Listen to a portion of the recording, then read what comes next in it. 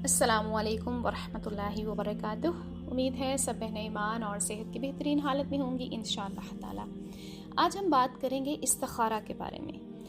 اکثر بہنوں کا یہ سوال ہوتا ہے کہ ہم استخارہ کیسے کریں، کب کریں، استخارے کا مطلب کیا ہے، استخارہ کرنے سے ہوتا کیا ہے، تو کس چیز کے لیے استخارہ کر سکتے ہیں اور کس چیز کے لیے نہیں کر سکتے۔ تو ان سارے سوالوں کا جواب آج ہم جاننے کی کوشش کریں گے۔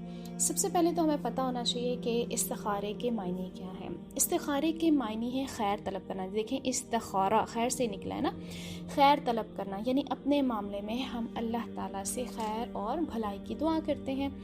اب استخارے کے بعد جو بھی ہمارے حق میں بہتر چیز ہوتی ہے نا، ہمارے دل کا میلان، ہمارے دل کا رجحان اس چیز کی طرف ہو جاتا ہے۔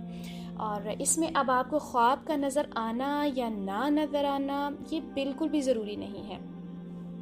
جس طرف آپ کا دل مائل ہو اسی میں ہمیں خیر سمجھنی چاہیے، کیونکہ استخارے کی حقیقت ہی یہ ہے کہ استخارہ صرف ایک دعا ہے جس سے ہم اللہ تعالیٰ سے خیر طلب کرتے ہیں۔ ٹھیک ہے، ہم کوئی شرط نہیں لگا دیتے اللہ تعالیٰ سے کہ اللہ تعالیٰ اگر ہمارے حق میں یہ بہتر ہے تو ہمیں بتا دیں، ہم یہ کریں یا پھر ہم نہ کریں۔ کسی بھی کام کو کرنے پہ اپنے آپ کو لازم کر لینا یا نہ کرنے پہ لازم کر لینا یہ بالکل بھی صحیح نہیں ہے، یہ استخارے کا مطلب نہیں ہوتا۔ کیونکہ ہمارے ہاں کیا پایا جاتا ہے کہ ہم استخارہ کریں اور پھر ہم رات کو سو جائیں تو ہمیں اگر لال اور کالا رنگ نظر آئے تو وہ چیز ہمارے حق میں بہتر نہیں ہے، اور اگر گرین اور سفید رنگ نظر آئے تو وہ ہمارے حق میں بہتر ہے۔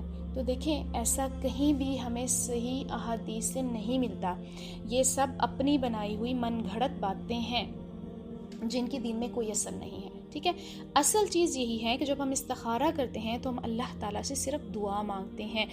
یقیناً ہونا تو وہی ہے جو اللہ تعالیٰ چاہتے ہیں، جو اللہ تعالیٰ کی مرضی ہے، جو اللہ تعالیٰ کی رضا ہے، لیکن ہمارے دعا کرنے سے کیا ہوتا ہے، ہمارا دل مطمئن ہو جاتا ہے۔ یعنی کوئی بھی کام اس کے بعد جب ہم کرتے ہیں تو ہمارا دل مطمئن رہتا ہے کہ ہاں ہم نے تو استخارہ کر کے یہ کام کیا تھا، تو اس کا مطلب ہے یہ کام ہمارے حق میں بہتر نہیں ہے اس لیے ہم نہیں کریں گے، اور یہ کام ہمارے حق میں بہتر ہے اس لیے ہم کر رہے ہیں۔ تو ایک دلی اطمینان آپ کو رہتا ہے، جو کہ ویسے انسان اگر کوئی بھی کام کرے تو انسان ایک شش و پنج میں مبتلا رہتا ہے کہ پتہ نہیں میں نے یہ کام صحیح کیا یا نہیں، پتہ نہیں مجھے کرنا چاہیے تھا کہ نہیں کرنا چاہیے تھا۔ لیکن استخارہ کے بعد آپ کا دل مطمئن ہوتا ہے، اور اصل چیز تو ہے ہی صرف دل کا سکون، دل کا اطمینان۔ اچھا، اب ہم دیکھتے ہیں کہ استخارہ کرنے کا طریقہ کیا ہے۔ استخارہ کرنے کا طریقہ یہ ہے کہ جبھی بھی آپ کو کسی بھی مقصد میں اللہ تعالیٰ کے مشورے کی، اللہ تعالیٰ سے خیر طلب کرنے کی ضرورت محسوس ہو تو آپ 2 رکعت نفل پڑھیں، اور اس کے بعد پھر یہ دعا جو آپ کے ساتھ شیئر کی جا رہی ہے وہ پوری دعا آپ نے بہت توجہ کے ساتھ پڑھنی ہے۔ اللهم إني أستخيرك بعلمك وأستقدرك بقدرتك وأسألك من فضلك العظيم فإنك تقدر ولا أقدر وتعلم ولا أعلم وأنت علام الغيوب اللهم إن كنت تعلم أن هذا الأمر خير لي في ديني ومعاشي وعاقبة أمري فاقدره لي ويسره لي ثم بارك لي فيه وَإِن كُنتَ تَعْلَمُ أَنَّ هَذَا الْأَمْرَ شَرٌّ لِّي فِي دِينِي وَمَعَاشِي وَعَاقِبَةِ أَمْرِي فَاصْرِفْهُ عَنِّي وَاصْرِفْنِي عَنْهُ وَاقْدُرْ لِيَ الْخَيْرَ ثُمَّ كَانَ أَرْضِنِي بِهِ۔ جب بھی ہم یہ دعا پڑھیں گے اور اس میں یہ ورڈ آئے گا نا هَذَا الْأَمْرُ، تو وہاں پر آپ نے اپنے دل میں اس کام کا خیال لے آنا ہے جس کام کے لیے آپ استخارہ کر رہے ہیں۔